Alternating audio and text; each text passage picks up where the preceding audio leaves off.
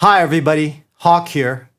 So I've previously done a video on tonal balance control by iZotope and talked about how cool it is and how it's changed my workflow. But I haven't specifically addressed how I use it in a mix, how I use it as a meter to help me fine-tune my frequencies in a mix. So let's talk about that today. Let's get into the details of how I apply it.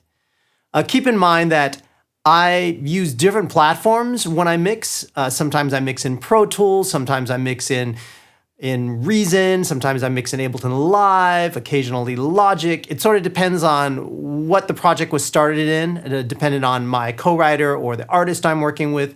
And also whether I'm in a rush or not, and I just need to get the mix done really quickly. If I'm not in a rush, I'll often transfer the audio tracks to Pro Tools for mixing. That's my preferred mixing platform. But I can mix in anything.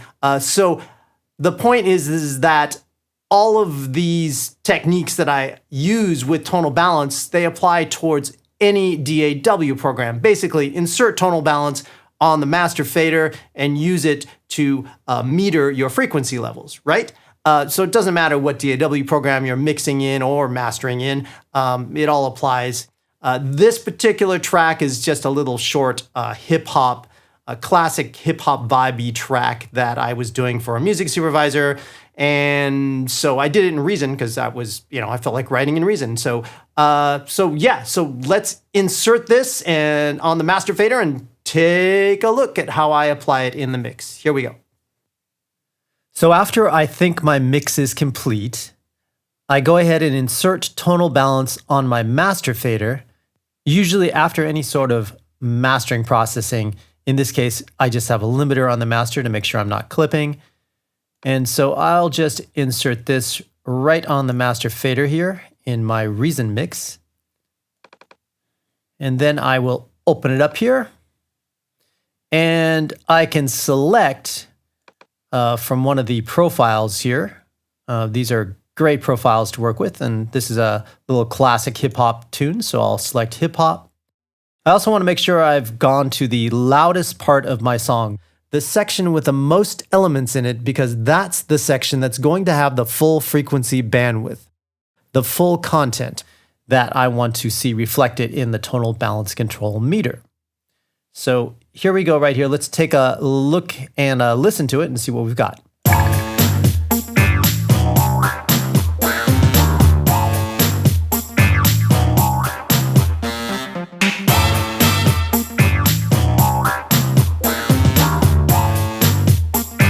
So you'll notice that the high frequencies are way too hot.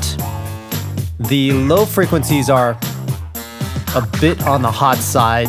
The mids are a little bit low. So let's fix that. We can solo the bands up here on the top.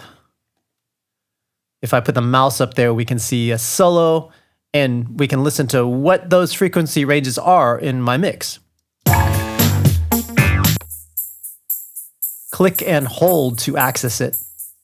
So I'm hearing some hi-hats and some tambourine. Let's check the low frequencies.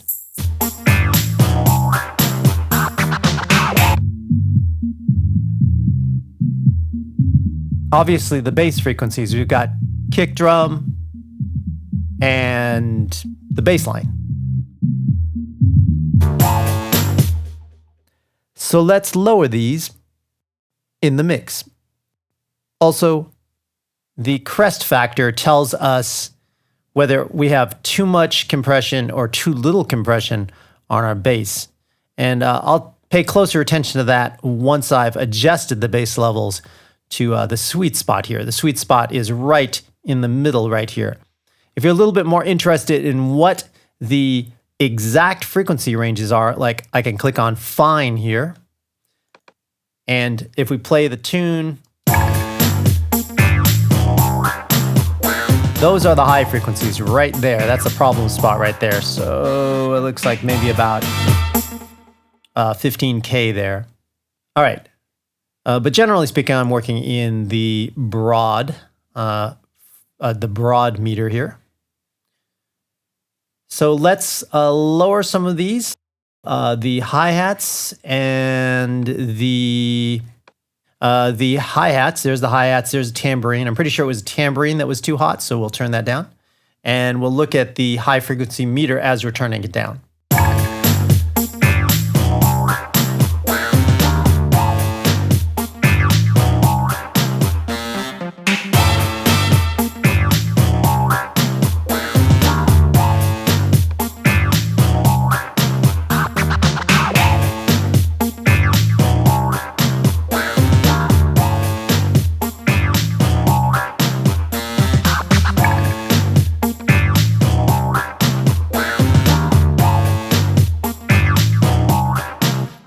So by turning down those three elements, I ended up turning down three elements, all the high frequency elements here. We had the hi-hats, the tambourine, and the shaker.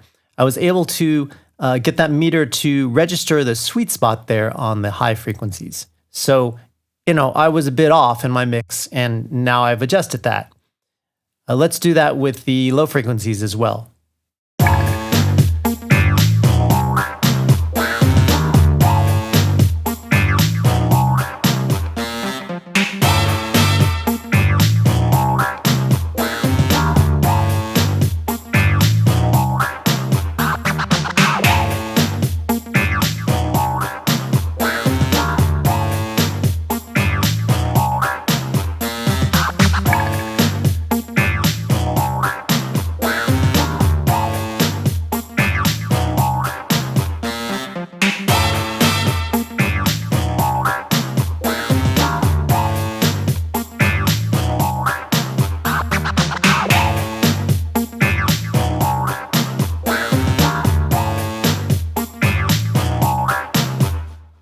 That's sounding pretty sweet right there. I have lowered the kick drum, the 808 kick drum, and the main bass line a bit. And now we're definitely sitting closer to the sweet spot. Since I want this song to have some bass oomph to it, I'm going to allow it to sit a little bit above the center line there in this frequency range. That's a matter of taste, but as long as I'm within this frequency range here, or within this decibel range here for these frequencies, I'm going to be pretty safe in terms of my master. And if you notice that when I fixed these two outlying frequency ranges, the low frequencies and the high frequencies, the mids popped into range, into that decibel range here that is a sweet spot for these low mid and high mid, which is interesting because I didn't touch them, but adjusting the highs and the lows to make the mix better balanced across the board with just the highs and lows, I made it better balanced across the board. So let's look at that again here. Watch the highs, the low mids and the high mids now.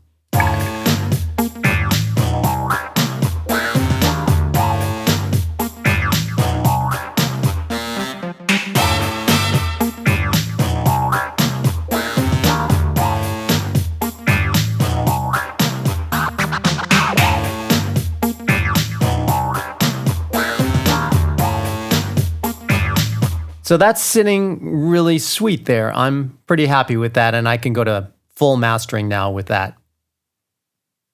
Also, let's take one last quick look at the crest factor and see where we're sitting with that, which is on the low frequencies.